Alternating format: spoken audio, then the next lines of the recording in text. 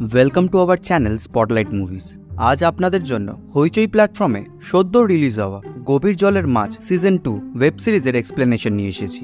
যদি আপনারা সিজন 1 না দেখে থাকেন তাহলে অবশ্যই দেখে নেবেন, কারণ এই সেকেন্ড সিজনটা পুরোপুরি ফার্স্ট সিজনের উপর ভিত্তি করে বানানো হয়েছে। তাই সিজন 1 না দেখে থাকলে অবশ্যই দেখে নেবেন। আমি ডেসক্রিপশনে সিজন 1 এর লিঙ্ক দিয়ে রাখব। আর এখনও যদি চ্যানেলটাকে সাবস্ক্রাইব না করে থাকেন তাহলে অবশ্যই করে দেবেন।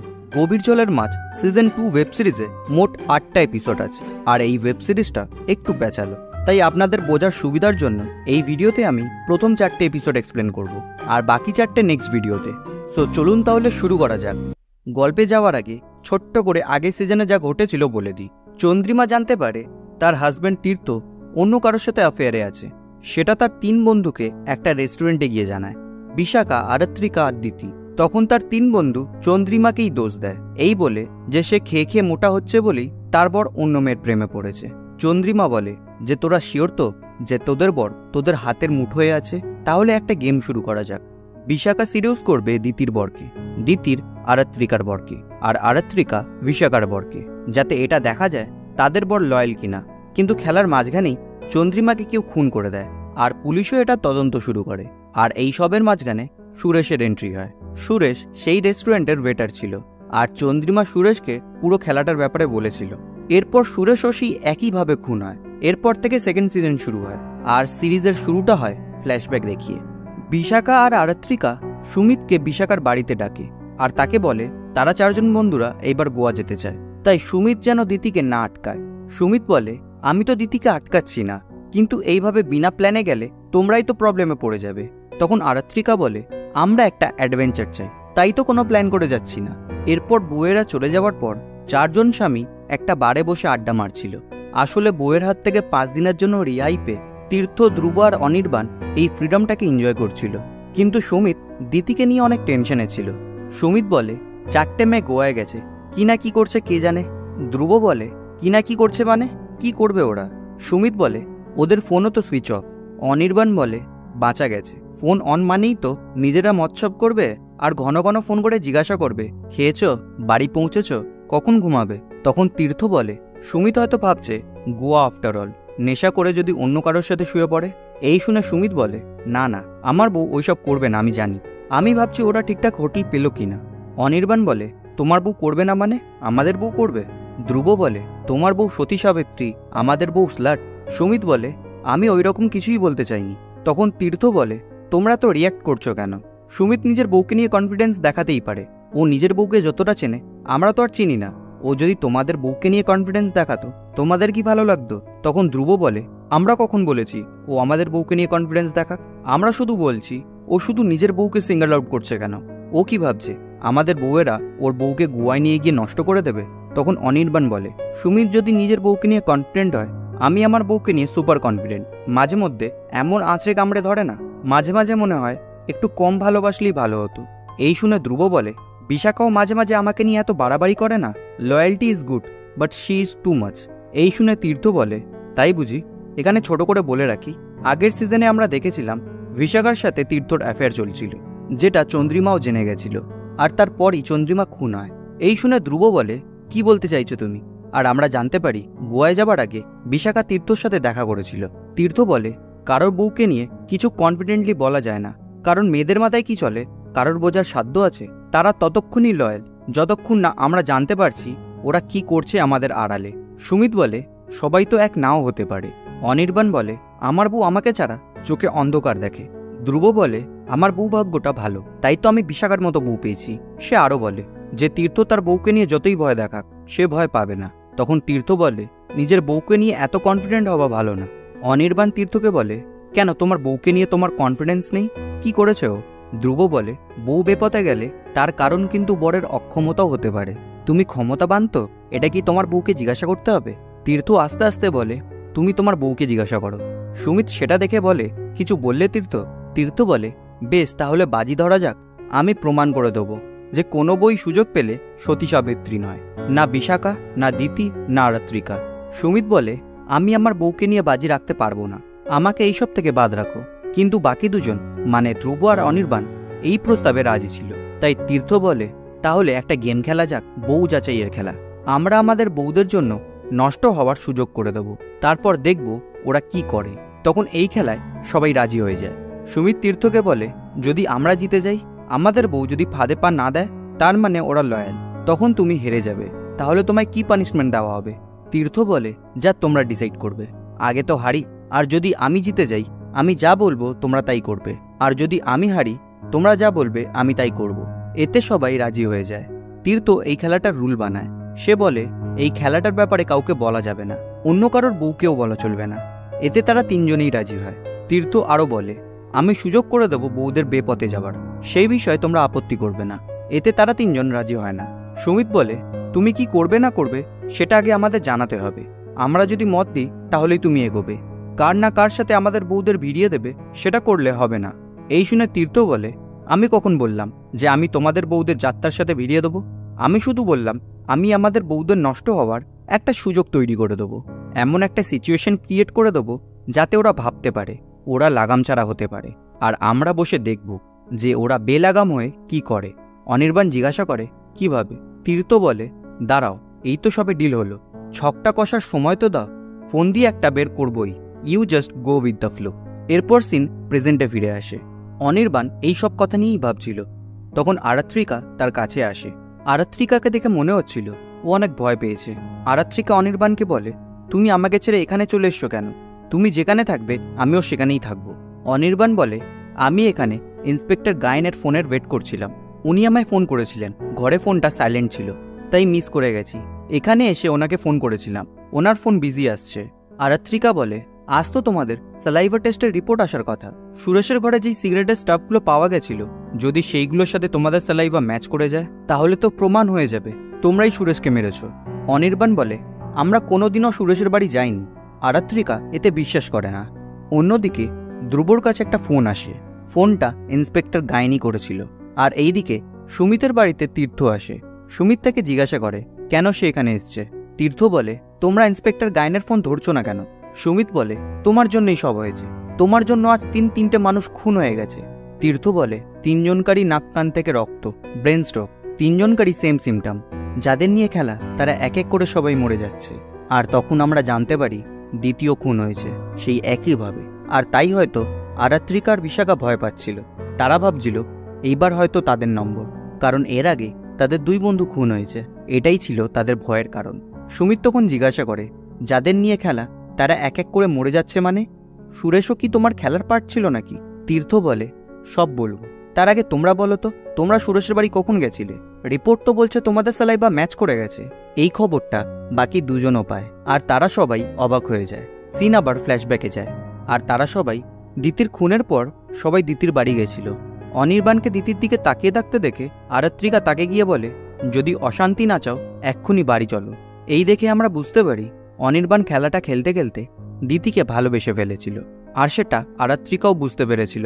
তাই সে অনির্বাণের ওপর রেগে গেছিল। তখন বিশাখাও দেখে তারপর ধ্রুব আরাত্রিকার দিকে তাকিয়ে আছে। সে তখন ধ্রুবকেও বাড়ি যেতে বলে। চার বন্ধুর মধ্যে দুজন বেঁচেছিল, আর এই খেলাটার জন্য তাদের দুজনকার সম্পর্কও নষ্ট হয়ে গেছিল। সিন আবার প্রেজেন্টে ফিরে আসে। অনির্বাণ আরাত্রিকা এবং তাদের মেয়েদের বিশাখার বাড়িতে রেখে থানায় যেতে চায়। বিশাখাও এতে আপত্তি করে না। তখন ধ্রুবও থানায় যাবে বলে বেরোয়। বিশাখা ধ্রুবকে গিয়ে বলে, তোমরা যদি সুরেশের বাড়ি না গিয়ে থাকো তাহলে যেটা সত্যি সেটাই বলবে। এরপর অনির্বাণ আর ধ্রুব থানায় যায়। আর এইদিকে বিশাখা আরাত্রিকাকে জিজ্ঞাসা করে, তুই মারিসনি তো দিতিকে? তোর বর দিতির প্রেমে পড়ে গেছিল বলে। আরাত্রিকা উল্টে বলে, তুই মারিসনি তো চন্দ্রিমাকে? তোর তো মারার কারণও ছিল। আর তখনই আমরা একটা ফ্ল্যাশব্যাক দেখি। সিজন 1-এ যখন আমরা দেখেছিলাম চন্দ্রিমা তার বন্ধুদের সাথে দেখা করার আগে তীর্থর অ্যাফেয়ারের ব্যাপারটা শুনে কান্নাকাটি করছিল, এই সিনটা সেখান থেকে শুরু হয়। চন্দ্রিমা যখন কাঁদছিল তার কাছে তখন তীর্থ আসে আর বলে, অনেক টেনশন নিয়েছ, এইবার টেনশন দাও। আসলে তীর্থ বন্ধুদের সাথে বাজিটা জেতার খেলার জমি তৈরি করছিল, আর চন্দ্রিমা ছিল তার প্রথম গুটি। তীর্থ চন্দ্রিমাকে সেই একই জায়গায় নিয়ে যায় যেখানে তারা বাজিটা ধরেছিল। তীর্থ চন্দ্রিমাকে বলে, তোমার বন্ধুরা আসলে বন্ধু নয়, বন্ধু যাচাইয়ের খেলা খেলবে। তুমি কেঁদে কেটে এই একই কথা তোমার বন্ধুদের বলো যে আমি তোমায় ডিভোর্স দিতে চাই পরকীয়ার জন্য। তারপর দেখো ওরা সত্যিই কি তোমার বন্ধুর মতো পাশে দাঁড়ায় নাকি ওরা বন্ধুর নামে কলঙ্ক। এই শুনে চন্দ্রিমা বলে, তুমি এইসব কি বলছো? আমি আমার বন্ধুদের পরীক্ষা নেব কেন? তুমি অন্য একজনের সাথে প্রেম করছো, আমার থেকে ডিভোর্স চাইছো, এইসবের মধ্যে বন্ধু যাচাইয়ের খেলাটা আসছে কোথা থেকে? দুটোর মধ্যে সম্পর্ক কি? তীর্থ বলে সম্পর্ক আছে। বন্ধু যাচাইয়ের খেলাটা খেললে দুটো ফল হতে পারে। এক, তুমি প্রমাণ পেয়ে গেলে যে তোমার বন্ধুরা বেস্ট ফ্রেন্ড, তাহলে আমিও নিশ্চিন্ত থাকতে পারবো যে আমাদের ডিভোর্সের পর তোমার বন্ধুরা তোমায় সামলে নেবে। আর দ্বিতীয় ফল হলো, যাদের তুমি তোমার বন্ধু ভাবছো তাদের চেয়ে আমার মতন শত্রু ভালো। চন্দ্রিমা বলে আমি আমার বন্ধুদের চিনি, তারা বেস্ট। তীর্থ বলে পুরোটা শোনো, যদি প্রমাণ হয় ওরা তোমায় ভালো টলো বাসে না, তাহলে আমাদের খেলার দ্বিতীয় ধাপ শুরু হবে। তোমাকে তাদের আরেকটা খেলায় এগিয়ে দিতে হবে, চরিত্র যাচাইয়ের খেলা। আর তার বদলে আমি তোমায় ডিভোর্স দেব না, বৃন্দার সাথেও সব সম্পর্ক শেষ করে দেবো, আর বাচ্চাটাকে আমরা একসাথে মানুষ করব। চন্দ্রিমা এই শর্তটা শুনে চিন্তায় পড়ে যায় আর বলে বন্ধুরা খারাপ প্রমাণ হলে আমার লাভ? তীর্থ বলে ওরা এমনিতেও খারাপ, অমনিতেও খারাপ, আমি শুধু তোমায় চোখে আঙুল দিয়ে দেখিয়ে দিতে চাই। আসলে তীর্থর এই ডিভোর্সের ব্যাপারটা পুরোটাই নাটক ছিল। সে চন্দ্রিমাকে ডিভোর্স দিত না, সে শুধু চন্দ্রিমাকে ডিভোর্সের ভয় দেখাতে চেয়েছিল, যাতে ওকে দিয়ে ধ্রুবদের কনফিডেন্স ভাঙতে পারে। আর সে জানতো ধ্রুব হেরে যাবে, কারণ তার বউ বিশাখার সাথে তীর্থরই অ্যাফেয়ার ছিল। সিন আবার প্রেজেন্টে ফিরে আসে। বিশাখা আরাত্রিকাকে বলে চন্দ্রিমাকে মারার তার কাছে কোনো কারণ ছিল না, সে চন্দ্রিমাকে মারিনি। আরাত্রিকা বলে আমিও দিদিকে মারিনি, অবশ্য মারলে মন্দ হতো না। পুলিশের সামনে আমরা নিজেদের সংসার বাঁচাতে একে অপরের বরকে বাঁচিয়েছিলাম, আর তারপর থেকেই অনির্বাণ 3 বার আমায় দিতি বলে ডেকে ফেলেছে। বিশাখা বলে ধ্রুব আমায় অনেকবার আরাত্রিকা বলে ডেকেছে, আমারও মন্দ লাগতো না তোকে মেরে দিতে পারলে। অন্যদিকে অনির্বাণ পুলিশকে গিয়ে বলে আমরা কি ইডিয়েট যে নিজেদেরই সিগারেটের বাট নিজেরাই সুরেশের ঘরে লুকিয়ে দিয়ে আসবো যাতে পুলিশ আমাদেরই ধরে? ধ্রুব বলে কেউ আমাদের ফাঁসাচ্ছে, এটা তো ঠিক। এই শুনে ইন্সপেক্টর গায়েন বলে আপনারা নিজেদের কবর নিজেরাই খুঁড়বেন, এতটা ইডিয়েট আপনারা নন সেটা আমি জানি, তাই তো আপনাদের অ্যারেস্ট করিনি। আর আপনাদের বউয়েরা টপাটপ মরে যাচ্ছে, কেমন লাগছে আপনাদের? ভাগ্যবান। সুমিত বলে যার বউ মরে ভাগ্য ফিরেছে তাকে গিয়ে প্রশ্নটা করুন না। গায়েন বলে কে, তীর্থ? ধ্রুব বলে এইসব খেলা তীর্থই শুরু করেছিল।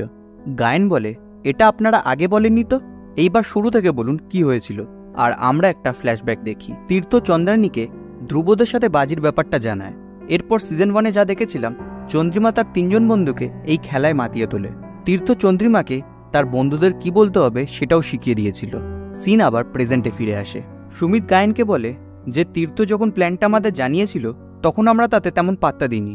অনির্বাণ বলে নিজের বউকে কষ্ট দিয়ে করছিল, তাতে আমাদের বউয়ের কোনো ক্ষতি নেই। ধ্রুব বলে আমাদের বউরা এই ফাঁদে পা দেবে না, আমরা জানতাম।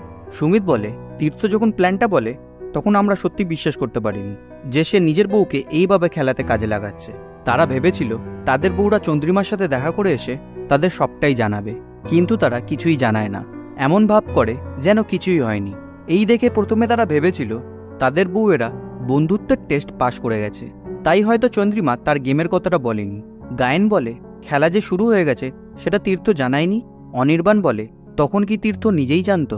আর আমরা একটা ফ্ল্যাশব্যাক দেখি। ধ্রুব তীর্থকে বলে তোমার সব প্যাচ বেচতে গেল তো? তীর্থ বলে নট শিওর। অনির্বাণ বলে মানে? তীর্থ বলে কাল সন্ধেবেলা চন্দ্রিমা আমায় ফোন করেছিল পিএনপিসি থেকে। পিএনপিসি হলো সেই রেস্টুরেন্টের নাম যেখানে ওই 4 বন্ধু প্রত্যেক সপ্তাহ দেখা করত। চন্দ্রিমার কথা শুনে মনে হলো খেলাটা আর আমার হাতে নেই, খেলা ঘুরে গেছে। সেই দিন সবার যাবার পর চন্দ্রিমা আমায় আবার কল করেছিল আর বলেছিল এত শর্ত নিয়ে সে আর আমার সাথে থাকতে চায় না, সে ডিভোর্স চায়। এই বলে ফোনটা রেখে দিয়েছিল। আর আমরা জানতে পারি চন্দ্রিমা ফোনটা রেখে দেওয়ার পর তার হাত থেকে ওয়াইনের গ্লাসটা পড়ে গিয়ে ভেঙে যায়। সেটা তুলতে সুরেশ আসে। চন্দ্রিমা তাকে 2টো আঙুল দেখিয়ে বলে এর মধ্যে একটা ধরো। সুরেশ একটা আঙুল ধরে।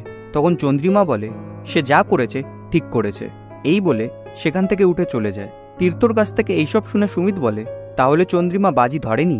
তীর্থ বলে কি করে বলবো, কাল রাতে তো চন্দ্রিমা বাড়ি আসেনি। এই শুনে আমরা বুঝতে পারি ওরা 4 জন ওদের বউয়েদের চন্দ্রিমার খেলায় জয়েন করার পরের দিন মানে সোমবার দেখা করেছিল। সিন আবার প্রেজেন্টে ফিরে আসে। অনির্বাণ বলে আমরা কিছুদিন পরে বুঝতে পেরেছিলাম যে খেলাটা শুরু হয়ে গেছে। এই সব শুনে গায়েন বলে তাহলে চন্দ্রিমা পুরো খেলাটা নিজেই খেললো এবং নিজের মতো করে। এইসব কথার মাঝখানে থানায় একটা মহিলা আসে একটা বাচ্চা মেয়েকে নিয়ে, আর বলে যে তার স্বামী মারা গেল আর কেউ তাকে জানালো না। গায়েন জিজ্ঞাসা করে কে তোমার স্বামী? মহিলাটি বলে সুরেশ। এই শুনে সবাই সেখানে অবাক হয়ে যায়, কারণ সুরেশ বলেছিল তার মেয়েদের প্রতি ইন্টারেস্ট নেই, তার ছেলেদের ভালো লাগে। তাহলে তার বউ কোথা থেকে এলো? গায়েন তখন ধ্রুবদের ছেড়ে দেয়। আর অন্যদিকে বিশাখা আর আরাত্রিকা ঠিক করে তাদেরকে কে মারতে চাইছে সেটা তারা খুঁজে বের করবে। তাই বিশাখা ঠিক করে প্রথমে তারা তীর্থর অফিসে যাবে। এই শুনে আরাত্রিকা জিজ্ঞাসা করে তীর্থর অফিস কোথায়, আর আমরা জানতে পারি বিশাখা আগেও তীর্থর অফিসে একা দেখা করতে গেছিল, কিন্তু সে আরাত্রিকাকে মিথ্যে কথা বলে যে চন্দ্রিমা তাকে তীর্থর অফিস চিনিয়েছিল। তখনই আরাত্রিকাকে অনির্বাণ ফোন করে জানায় যে সুরেশ গে নয়, তার বউ বাচ্চা এসছে। এই শুনে আরাত্রিকা অবাক হয়ে যায়। অন্যদিকে ইন্সপেক্টর গায়েন সুরেশের বউকে জিজ্ঞাসা করে, তুমি এতদিন কোথায় ছিলে? সুরেশের বউ বলে, আমি গ্রামে থাকি। সুরেশ আগে সেখানেই একটা হোটেলে কাজ করত, কিন্তু একদিন জেদ করে কলকাতা চলে আসে। গায়েন জিজ্ঞাসা করে, তুমি কি করে সুরেশের খবরটা পেলে? সুরেশের বউ বলে, সুরেশ যে দোকানে কাজ করত সেই দোকানেরই বিশুদা ফোন করে জানিয়েছিল। এইদিকে বিশাখারা তীর্থর অফিসে গিয়ে পৌঁছায়। আরাত্রিকা তীর্থকে জিজ্ঞাসা করে, যেই দিন চন্দ্রিমা মারা যায় সেই দিন আপনি কোথায় ছিলেন? তীর্থ বলে, আমি অফিসের কাজে জামশেদপুর গেছিলাম। তখন বিশাখা বলে, আপনি ওখানে কতক্ষণ ছিলেন, তার কোনো প্রমাণ আছে? আর ফিরেছেন কখন, রাতে নাকি তারও আগে? তীর্থ বলে, তোমরা কি গোয়েন্দা হলে নাকি? বিশাখা বলে, আঘাতটা কোন দিক থেকে আসবে সেটা জানাটা দরকার। তীর্থ বলে, নতুন করে কি হলো বলো তো? ওরা কি তোমাদের বাজির কথাটা বলে দিয়েছে? এই শুনে আরাত্রিকা আর বিশাখা দুজনেই অবাক হয়ে যায়, কারণ তারা দুজনেই এই বাজির ব্যাপারে কিছুই জানে না। আর এই সময় তীর্থর কেবিনে একটা মেয়ে আসে আর তীর্থকে জিজ্ঞাসা করে, তুমি কি বিজি? আমি ভাবলাম তোমার মিটিং ওভার হয়ে গেছে, তুমি কি লাঞ্চ একা করবে? আমি কি দিয়ে যেতে বলবো? তীর্থ হড়বড় করে বলে, তুমি রেখে দিতে বলো, আমি নিজেই নিয়ে নিচ্ছি। তখন বিশাখা বলে, না না, আমাদের হয়ে গেছে, এই বলে উঠে যায়। বিশাখা মেয়েটিকে জিজ্ঞাসা করে, আপনি কে? মেয়েটি বলে, আমি বৃন্দা। এই শুনে বিশাখার মুখের ভাব পাল্টে যায়, যেটা আরাত্রিকাও লক্ষ্য করে। আসলে তীর্থ বিশাখাকে বলেছিল বৃন্দা অনেক বোরিং আর ন্যাকা টাইপের মেয়ে, মানে তীর্থ তাকে মিথ্যে কথা বলেছিল। আর এই ভেবে সে মনে মনে অনেক রেগে যায়, কিন্তু আরাত্রিকার সামনে নর্মাল বিহেভ করার চেষ্টা করে। এরপর বিশাখা ধ্রুবকে ফোন করে বলে যে তীর্থ বলল তোমরা একটা বাজির কথা লুকিয়ে গেছো, বাড়ি এসো, সব হিসেব হবে। আর অন্যদিকে আমরা জানতে পারি তীর্থ সত্যি কথাই বলেছিল, বৃন্দা আগে ছিচকাদুনে নেকি টাইপের মেয়েই ছিল, আর এই জন্য তীর্থ তাকে একদমই পছন্দ করতো না। কিন্তু হঠাৎই একদিন বৃন্দা পাল্টে যায়, এইভাবে সেজেগুজে অফিসে আসতে শুরু করে। তীর্থ তার সাথে অনেক মাসই একসাথে লাঞ্চ করেনি, কিন্তু তাও বৃন্দা ওদের সামনে এমনটা কেন করলো সেটা তীর্থ বুঝতে পারল না। পরে বৃন্দা তীর্থকে ফোন করে জানায় যে সুরেশ গে নয়, তার মানে চন্দ্রিমা তার সাথে নিরামিষ রাত কাটাতো না। এরপর রাতে সুমিত, ধ্রুব আর অনির্বাণ ধ্রুবর গাড়ি করে বাড়ি ফিরছিল। সুমিত বলে, তোমরা কি আমায় বাড়ি ড্রপ করে যাবে? ধ্রুব বলে, আমি একা কেস খাবো নাকি? বাজির কথা আমরা তিনজনেই লুকিয়েছি, আর আরাত্রিকাও আমার বাড়িতে, একসাথে বসে যা হবার হবে। অনির্বাণ বলে, হবে আর কি, বাজি ধরেছিলাম নিজেদের বউদের লয়াল প্রমাণ করতে, ওরা ডিসলয়ালটির শেষ সীমায় পৌঁছে যাচ্ছিল। সুমিত বলে, তোমরা লয়াল ছিলে তো? ধ্রুব বলে, তুমি ছিলে বুঝি? সুমিত বলে, ছিলাম, আছি আর থাকবো, অন্তত একজনের প্রতি লয়াল থাকতেই হয়। ধ্রুব জিজ্ঞাসা করে, সেটা কে? বিশাখা? সুমিত বলে, আমাদের তীর্থকেও ডেকে নেওয়া উচিত। অন্যদিকে আমরা জানতে পারি রবিবার, মানে যেই দিন চন্দ্রিমা বাড়ি আসেনি, সেই দিন তীর্থ পিএনপিসিতে চন্দ্রিমার খোঁজ নেওয়ার জন্য ফোন করেছিল, কিন্তু রেস্টুরেন্ট বন্ধ হয়ে যাওয়ার জন্য কেউ ফোন ধরেনি। সেই সময় সুরেশ তীর্থর বাড়ি আসে। তখন তীর্থ তাকে জিজ্ঞাসা করে, আপনি আমার ঠিকানা জানলেন কি করে, আর এলেনই যখন চন্দ্রিমাকে নিয়ে আসলেন না কেন? সুরেশ বলে, উনি তো কোনো ঠিকানাই দিতে চাইছিলেন না, নিজের বাড়ি, বন্ধুর বাড়ি, কোথাও যাবেন না বলছিলেন। একে নেশা করেছে, তার ওপর বমি করছে, তাই বাধ্য হয়ে আমার ঘরে থাকতে বললাম। উনি ঘুমিয়ে পড়ার পর ওনার ব্যাগ থেকে আইডি কার্ড বের করে ঠিকানা জেনে নিয়ে চলে এলাম, আপনি যদি গিয়ে নিয়ে আসেন। তীর্থ বলে, চন্দ্রিমা হঠাৎ তোমার বাড়ি গেল কেন? ও কতটাই বা তোমাকে চেনে? এই বলে তীর্থ সুরেশকে মারতে যায়। তখন সুরেশ বলে, তার মেয়েদের প্রতি কোনো ইন্টারেস্ট নেই, তার ছেলেদের ভালো লাগে। তখন তীর্থ সুরেশকে ছেড়ে দেয়। এরপর সে সুরেশকে বলে সে যেন চন্দ্রিমার সব কথা তাকে এসে বলে, চন্দ্রিমার সাথে বন্ধুত্ব বাড়িয়ে চন্দ্রিমা কি খেলা খেলছে সবটা তার থেকে জেনে যেন সে তীর্থকে জানায়। সুরেশও টাকার বিনিময়ে রাজি হয়ে যায়। আর এই দেখে আমরা বুঝতে পারি সুরেশ তীর্থর হয়েই কাজ করছিল, আর সেও এই খেলায় জড়িয়ে গেছিল, তাই হয়তো তাকেও খুন হতে হয়েছিল।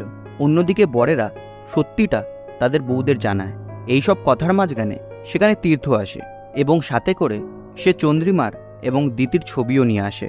অন্যদিকে ইন্সপেক্টর গায়েন পিএনপিসিতে গিয়ে ওয়েটার বিশুর সাথে কথা বলে। গায়েন তাকে জিজ্ঞাসা করে যে সেই কি সুরেশের বউকে খবরটা দিয়েছিল? বিশু বলে, হ্যাঁ। গায়েন বলে, আমি যখন জিজ্ঞাসাবাদ করতে এখানে এসেছিলাম তোমাকে তো দেখিনি, তুমি কোথায় ছিলে? বিশু বলে, সুরেশ আমার খুব ভালো বন্ধু ছিল, আর ওর মারা যাওয়ার খবরটা আমায় অনেক বড় ধাক্কা দিয়েছিল, তাই কিছুদিন কাজে আসিনি। গায়েন তাকে জিজ্ঞাসা করে সুরেশ কি গিয়েছিল। বিশু বলে তাহলে সে চন্দ্রিমার সাথে কি করছিল, আর এর জন্যে চন্দ্রিমার বর এখানে এসে সুরেশকে একবার মারধরও করেছিল। গায়েন জিজ্ঞাসা করে আর কি কখনো দেখেছিলেন তীর্থকে এখানে। বিশু বলে না, কিন্তু অন্য একটা মহিলা সুরেশের সাথে দেখা করতে এসেছিল। গায়েন জিজ্ঞাসা করে চন্দ্রিমার কোনো বন্ধু। বিশু বলে না, অন্য একজন, একাই আসে আর 1 কাপ কফি খেয়ে চলে যায়। গায়েন বলে তাহলে তুমি কি করে জানলে সে সুরেশের সাথে দেখা করতে এসছে। বিশু বলে কেউ 1 কাপ কফির জন্য 2000 টাকা টিপ দেয়, তার মানে সে সুরেশের সাথেই দেখা করতে এসেছিল। অন্যদিকে বিশাখা তীর্থকে বলে আপনি এটা আমাদের জানানোর একবার প্রয়োজনও মনে করেননি। আরাত্রিকা টোন কেটে বলে বিশাকে অন্তত জানানো উচিত ছিল। বিশাখা প্রশ্নটা এড়িয়ে যাওয়ার চেষ্টা করে ধ্রুবকে বলে যে তুমি তো দেখছি আজ আরাত্রিকার কথা ছাড়া অন্য কারোর কথা শুনতেই পাচ্ছ না। আসল কথা হচ্ছে তীর্থ সুরেশকে ভাড়া করেছিল যাতে ও নিজের বউয়ের ওপর নজর রাখতে পারে। তার মানে তীর্থর সুরেশকে মারার কারণ থাকতেই পারে। এই শুনে অনির্বাণ তীর্থর দিকে তেড়ে গিয়ে বলে তার মানে দিতিকেও তুমিই মেরেছ। তখন সুমিত অনির্বাণকে বলে তুমি হয়তো ভুলে যাচ্ছ, দিতি আমার বউ, তোমার নয়। তখন তীর্থ বলে তোমাদের কি কারোর খেয়াল আছে কে কার স্ত্রী বা কে কার হাজবেন্ড? তখন আরাত্রিকা তীর্থকে বলে তোমার মুখে এইসব মানাচ্ছে না। অফিসে বৃন্দা, বাইরে বি বলে আটকে যায়। আসলে সে বিশাখা বলতে গিয়ে বলে না, কিন্তু এইটুকুতেই সবার সন্দেহ বেড়ে যায়। ধ্রুব বলে বি মানে কার কথা বলছো? বিশাখা তখন আবার কথাটা কাটানোর চেষ্টা করে।